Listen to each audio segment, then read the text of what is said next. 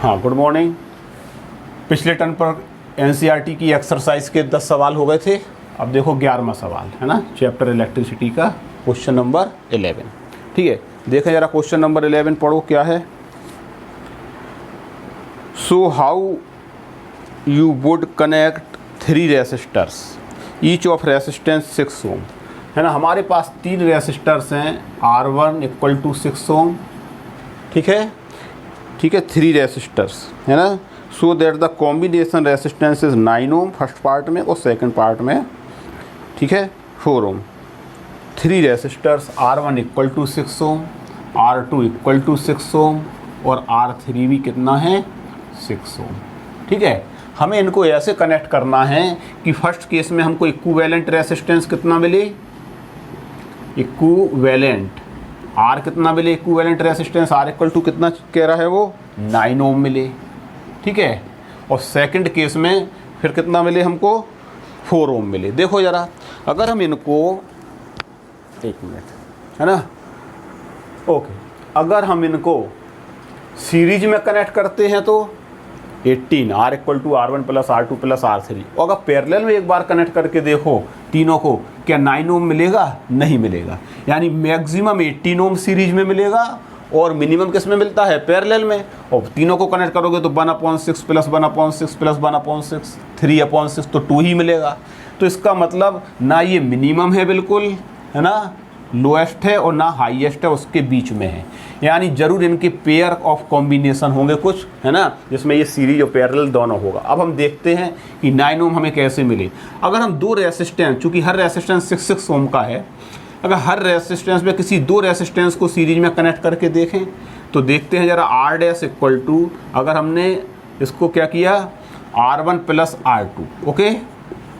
अगर इन दोनों को सीरीज में कनेक्ट करें तो पहले एक बार इसको वेरीफाई करके देखें तो कितना आ जाएगा, 12 ओम, राइट। अब इन दोनों का इक्विवेलेंट R' इस R3 के साथ जरा पैरेलल में कनेक्ट करके देखें तो 1/R = 1/R' + 1/R3। देखें जरा क्या आता है, 1/12 + 1/6 and that will be equal to LCM 12। ठीक, तो 1 प्लस कितना होगा ये, 2 मीन्स 3/12 मतलब 4, है ना, 1/4। यानी इक्विवेलेंट यहाँ पर निकलेगा कितना, 4 आएगा क्या, नहीं आ रहा है, नहीं आ रहा। अब ऐसा करो कि किन्हीं 2 रेसिस्टेंसों को हम पैरेलल में कनेक्ट करके देखते हैं। तो देखो, अगर हम 4 करेंगे और 6 करेंगे तो 10 नहीं आएगा। ठीक है, 9 से ज़्यादा हो रहा है। इसका मतलब कि इन दोनों को भी सीरीज में मत करो, क्योंकि वो 9 से ज़्यादा हो रहा है सीरीज में ऐड करने से 2 को। यानी अब हम 2 रेसिस्टेंसों को पहले पैरेलल में कनेक्ट करके देखें, राइट, है ना। यानी 2 रेसिस्टेंसों को पैरेलल में ऐसे थोड़ा चेक करना पड़ेगा कि कहीं इक्विवेलेंट से ज़्यादा हो रहा है या कम, तो इसको हटा दे रहे। ठीक है, इससे हमारी बात नहीं बनी। अब हम 2 रेसिस्टेंसों को पैरेलल में कनेक्ट करें पहले, तो पैरेलल में इनका इक्विवेलेंट 1/R' ले लें। तो 1/R' = 1/R1 + 1/R2 equal to 1/6 + 1/6। हाँ, आप दिखाई दे रहा है ना, कि कुछ ऐसी वैल्यू आएगी। 6 कितना आएगा, 2/6 1/3। ओके, यानी तुम्हारा R' = कितना होगा, 3 ओम। और ये 3 ओम अगर थर्ड रेसिस्टेंस 6 ओम के साथ सीरीज में कनेक्ट कर दें तो इक्विवेलेंट कितना मिल जाएगा हमको, 9। इसका मतलब है ना, सो R = R' + R3 यानी 3 + 6 ohm equal to total resistance कितना आ जाएगा, 9 ओम। कहने का मतलब क्या है कि R1 R2 we have to connect them in parallel, और R3 को उसके साथ किस में कनेक्ट करेंगे, इनके जो इक्विवेलेंट आएगा R3 को किसके साथ कनेक्ट करेंगे, सीरीज। यानी अगर हम इसका एक सर्किट डायग्राम बनाएं तो सर्किट डायग्राम कैसा आएगा, इस तरीके का आएगा कि पैरेलल में 2 रेसिस्टेंस पहले कनेक्ट करें इस तरीके से। ठीक है, देखो ऐसे कर सकते हैं, दे आर कनेक्टेड इन, यानी R1 and R2, okay, parallel में आ गया। और फिर इनका जो इक्विवेलेंट आया वो कनेक्ट इसके साथ किस में हो जाएगा, R3 के साथ सीरीज में। यानी ये तुम्हारा X, Y या P, Q जो भी पॉइंट लेना हो, ये कॉम्बिनेशन आएगा इस तरीके से। ठीक है, 2 are connected in parallel and their equivalent जब इन दोनों का निकलेगा तो इसके साथ किस में आ जाएगा, सीरीज में, ठीक है। तो ये सर्किट डायग्राम बना लो, फर्स्ट पार्ट है। ऐसे सवाल पेपर में आते हैं बहुत, ठीक है, और बहुत अच्छे सवाल हैं ये, ध्यान देना इन पर, ठीक है। सेकंड देखो, सेकंड पार्ट में इक्विवेलेंट क्या चाहिए हमको, अब सेकंड पार्ट में इक्विवेलेंट चाहिए 4 ओम। अब 4 ओम के लिए क्या करें, देखो यारा, 4 ओम के लिए क्या करें, अभी शायद थोड़ी देर पहले जो कर रहे थे उसमें 4 ओम आ रहा था, है ना। तो 4 ओम कैसे आ रहा था, हम दो किस में कनेक्ट करें अब, सीरीज में। तो ज़रा कनेक्ट करके देखो, है ना। शायद जो सेकंड पार्ट हमको चाहिए 4 ओम, इसको हटा दें, सेकंड पार्ट देखो आप 4 ओम के लिए। और 4 ओम के लिए अब हमको इक्विवेलेंट चाहिए है 4 ओम, यानी R इक्वल टू टोटल कितना चाहिए 4 ओम, ठीक है। और 4 ओम के लिए अभी हमने दो किस में कनेक्ट करे थे, किसमें कनेक्ट करे थे ये 6 + 6 सीरीज। तो एक बार वेरीफाई कर लेते हैं, R dash equal to R1 + R2, है ना, इक्वल टू 6 + 6 कितना हो गया था ये, कितना 12 है ना। और फिर 1/, आ रहा ना समझ में सबको, यानी R equal to 1/R dash plus 1/R3 equal to 1/12 plus 1/6। जरा एलसीएम लेकर के देखो, फिर से प्रैक्टिस हो जाएगी, है ना। 6 तो 1 + 2 क्लियर, यानी 3/12 यानी 1/4, ठीक। और इक्विवेलेंट हमको क्या चाहिए है, 4 ही चाहिए है, यानी हमारा R इक्वल टू आ गया 4। हमको इसका मतलब अब क्या है, अब हमको R1 R2 सीरीज में कनेक्ट करना होंगे और उनका जो इक्विवेलेंट निकलेगा R डैश, उसको R3 के साथ पैरेलल में कनेक्ट कर दें। यानी इसका अगर हम सर्किट डायग्राम बनाएंगे यहाँ से, तो देखो R1 फिर आगे इसी के R2, ठीक है, they are connected in series, okay. और इनका जो इक्विवेलेंट है वो इस R3 के साथ पैरेलल में, और इस तरीके से तुम्हारा ये पॉइंट यहाँ पर आ जाएगा X एंड Y, ठीक। तो ये दोनों सीरीज में हो गए और इनका इक्विवेलेंट R3 के साथ किस में बना के दिखा दिया, पैरेलल में। तब इक्विवेलेंट सर्किट का कितना होगा, टोटल 4 होगा, ठीक है। तो एक तरीका और भी है देखो, अब हमको मिनिमम चाहिए इक्विवेलेंट, लेकिन इतना भी मिनिमम नहीं चाहिए कि दोनों तीनों किस में हो, पैरेलल में ही हो, यानी कम से कम 2 सीरीज में और एक उसके पैरेलल में।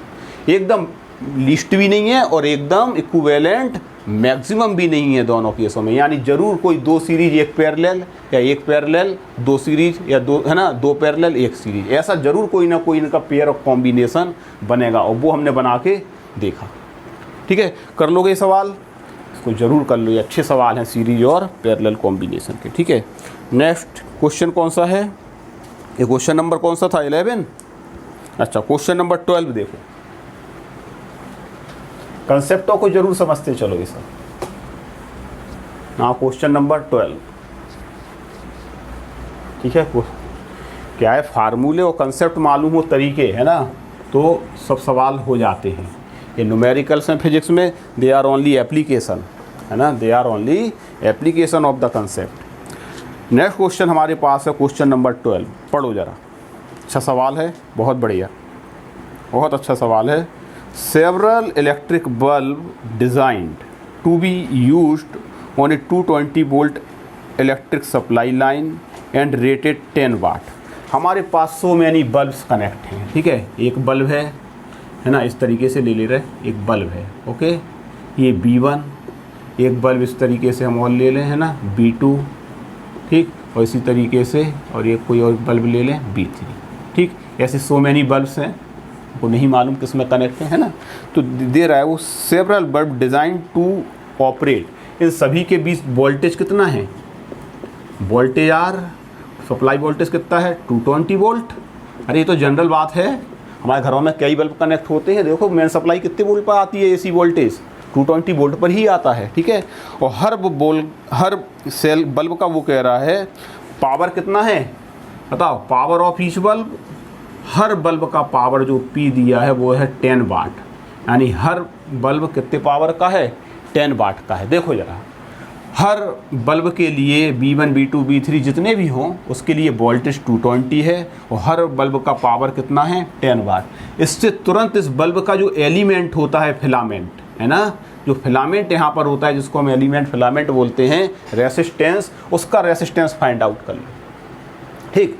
तो इस क्वांटिटी से पहले हम हर बल्ब का क्या फाइंड आउट कर लें, रेसिस्टेंस 1 2 3 4 है ना।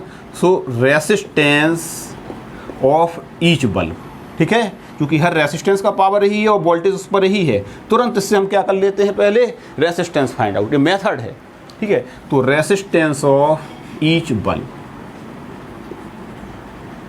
हर बल्ब का रेसिस्टेंस R इक्वल टू, बोलो कौन सा फार्मूला हम यहाँ पर लगा देंगे, R इक्वल टू हमारे पास फार्मूला होता है ना, P इक्वल टू PU और R में कारण क्या होता है, P equal to V square upon R। So R equal to क्या हो जाएगा तुम्हारा यहाँ से V स्क्वायर अपॉन P। सभी लोग इसको हल करो, हल करके इसका सॉल्यूशन निकाल के बताओ कितना आ रहा, करो ज़रा। V और P की वैल्यू को सब्स्टिट्यूट करो, फिर हम देखते हैं, है ना, कि क्या आ रहा है इसका।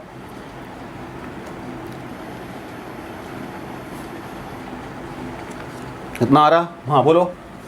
R equal to 220 into 220 upon power 10, ठीक है, एक जीरो कैंसिल, 20 इंटू 20 कल भी हम लोग एक जगह कर रहे थे, 484 होता है ना, इसका स्क्वायर, और एक zero, this is your resistance.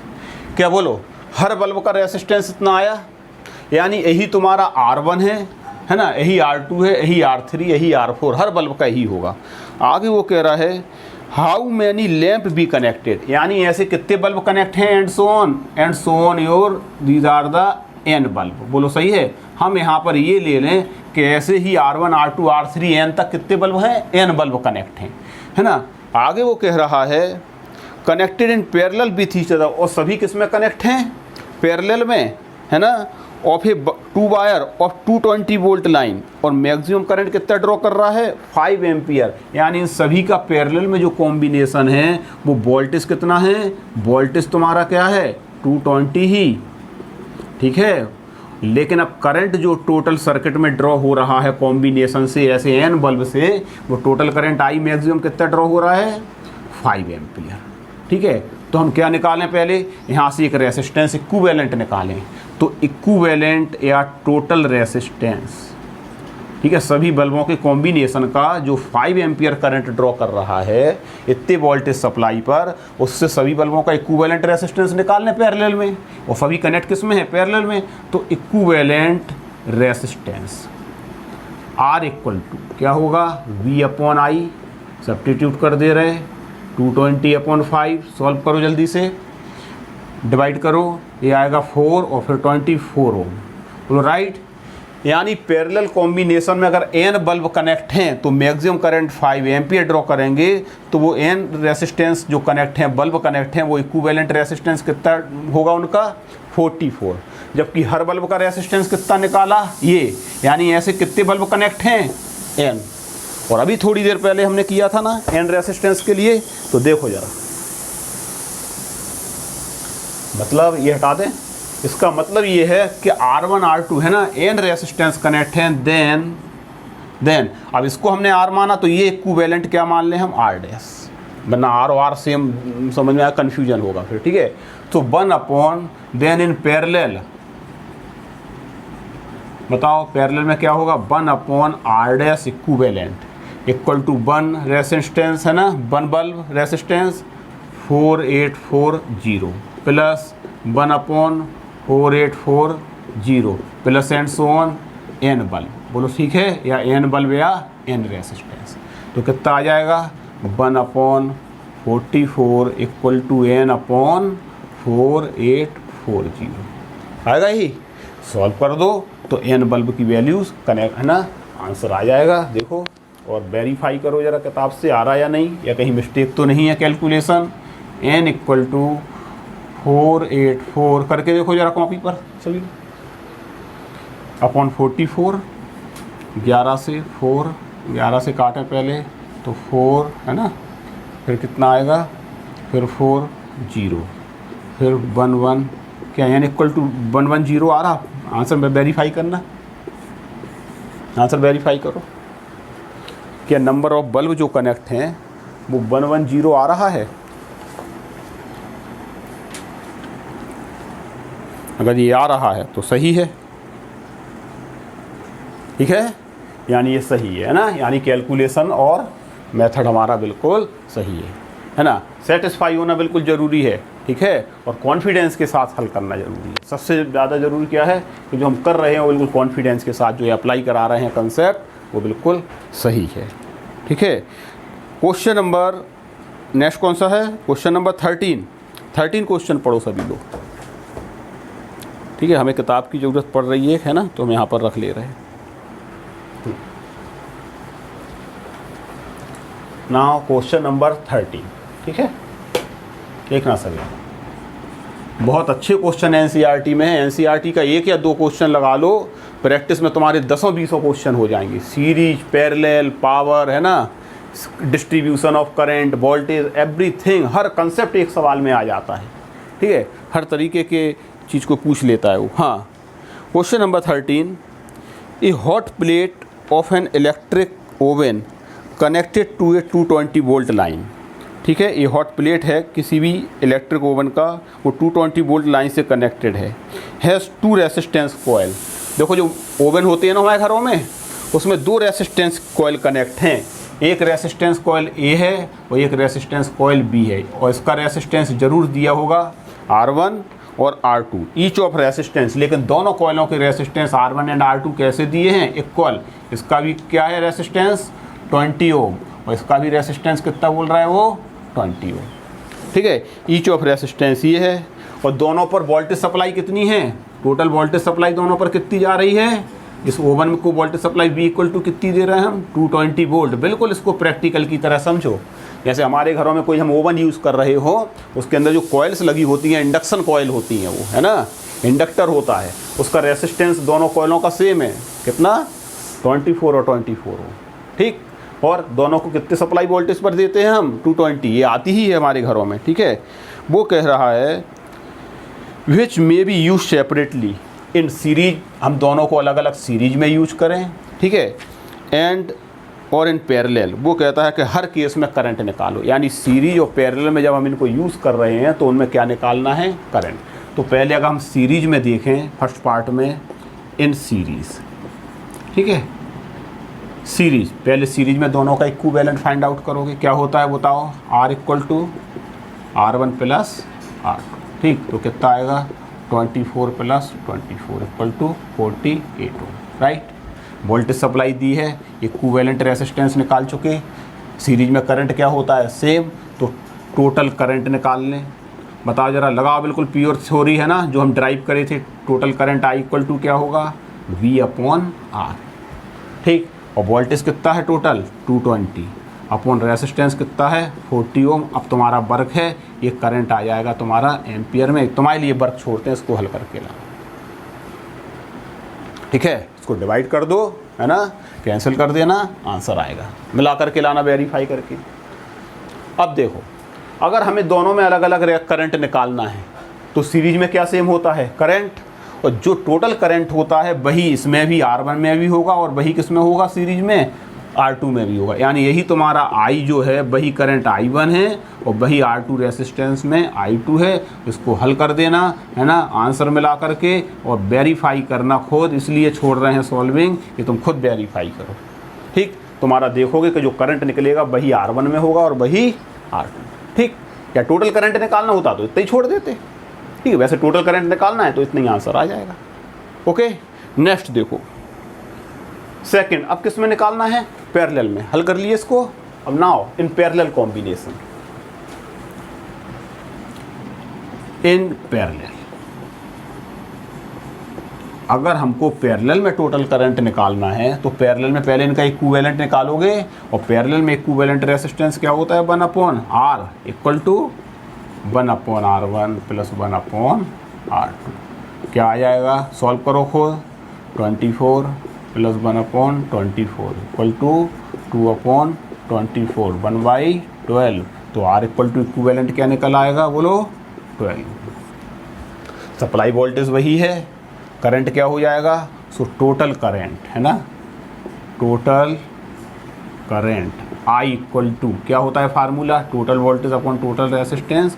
तो I इक्वल टू V/R, यानी 220/12 एम्पियर। इसको भी सॉल्व कर लेना, आंसर आ जाएगा, ठीक है, ये आ जाएगा।